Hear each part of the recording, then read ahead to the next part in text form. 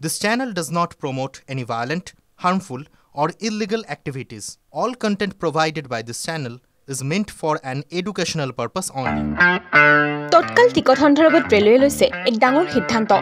তৎকাল ticket বুকিংত প্ৰবঞ্চনা ৰোধ কৰিবলৈ এতিয়াৰ পৰা আধাৰ কাৰ্ডৰ এই প্ৰমাণীকৰণ বাধ্যতামূলক কৰা হৈছে। এই ঘোষণা ৰেল মন্ত্ৰী অশ্বিনী বৈষ্ণৱৰ। ইয়াৰ লগতে ৰেলৱে এজেণ্টৰ সন্দৰ্ভতো এক ডাঙৰ সিদ্ধান্ত গ্ৰহণ কৰিছে।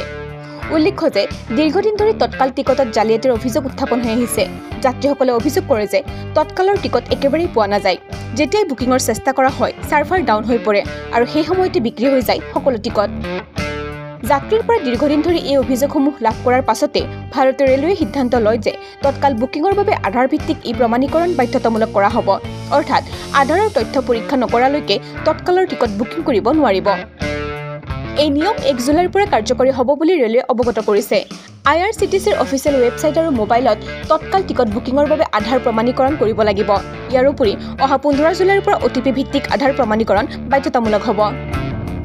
ৰেল মন্ত্ৰী অশ্বিনী বৈষ্ণৱে কয় যে PRSৰ কাউণ্টাৰ বা অনুমোদিত এজেণ্টেও যদি তৎকাল টিকট বুকিং কৰিব বিচাৰে তেন্তে তেওঁলোকে OTP ভেৰিফিকেশ্যন কৰিব লাগিব।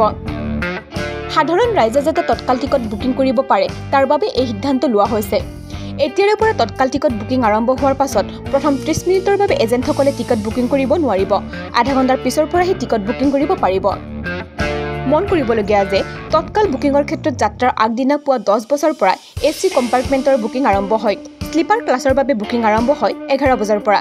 ৰেলৰ এই নতুন নিয়ম অনুসৰি এতিয়াৰ পৰা এজেণ্টে পুৱা 10:30 বজাৰ আগতে AC টিকট আৰু 11:30 বজাৰ আগতে স্লিপাৰ টিকট বুকিং কৰিব নোৱাৰিব।